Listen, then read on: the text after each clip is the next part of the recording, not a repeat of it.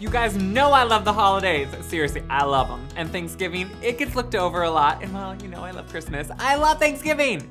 And now I already brought you one of my favorite side dishes, which is these really delicious, non-decadent, but extremely decadent, twice-baked sweet potatoes. So today, let's get a little bit easy and make some quick herbed and cheese biscuits. That's right, you're probably thinking, you said easy, that doesn't sound easy. Guys, let me tell you something. These are so easy. They are so quick. You can throw them in the oven really quick before the meal and then come out with these fresh biscuits. And everyone's gonna be like, man, you slaved away. And you're gonna be like, no, I didn't. But tell them that you did.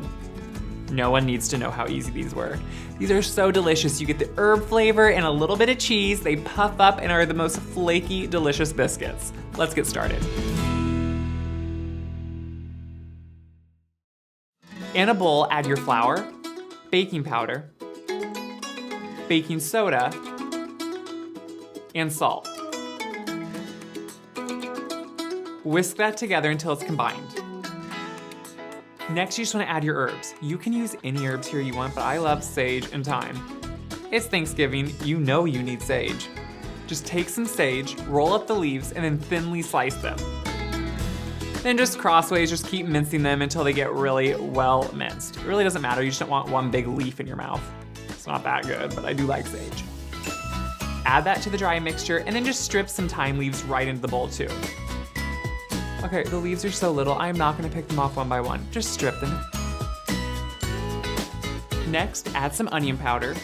This just kind of amps up the flavor and just adds a little hint of something that no one really knows what it is, but they're like, whoa, these biscuits are good.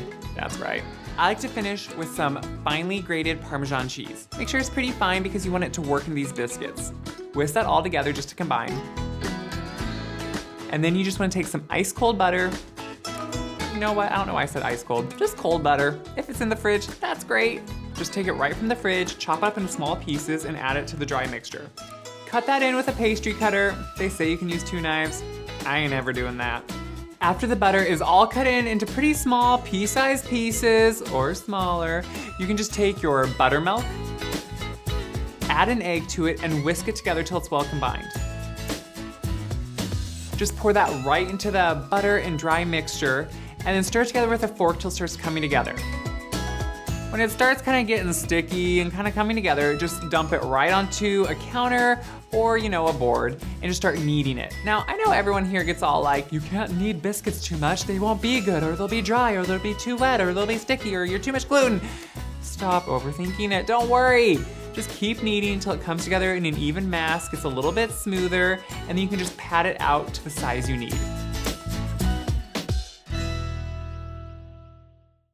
Before though you pat it out, you just want to kind of well flour the surface, just so it doesn't stick down to it. You could use a rolling pin here, but seriously, you don't need to. Just pat it out to about a 1/2 inch thick, and then use a biscuit cutter. Mine looks kind of fancy with a little bit of fluted edge. You don't need that. You could even use a tin can, honestly. I have done that in dire situations. It's actually not even that dire, but it works well. Just flour the cutter if you need to, just to make sure it doesn't stick to the biscuits, and then start cutting. I like to dip it in flour in between each one and set them right onto a parchment lined baking sheet.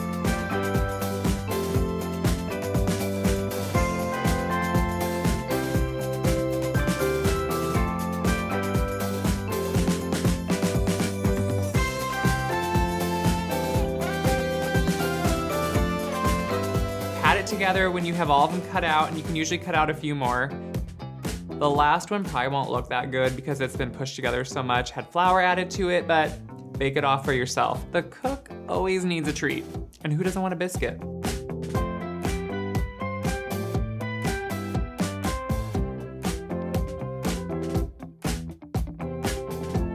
Once they're on the pan, just add a little bit more buttermilk to your cup and then just brush it on the tops. That's gonna help kind of give them a golden hue and really finish them off.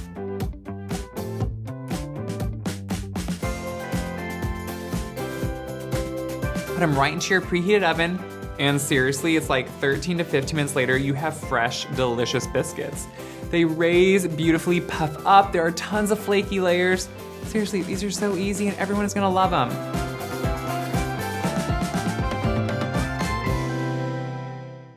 When you pull them out, brush a little bit of melted butter on the top if you really want to make everyone be like, oh my word, these are the best biscuits ever. And just to finish it, you could add a few thyme leaves too, because you know, I'm fancy like that. But it's Thanksgiving, so we all should be.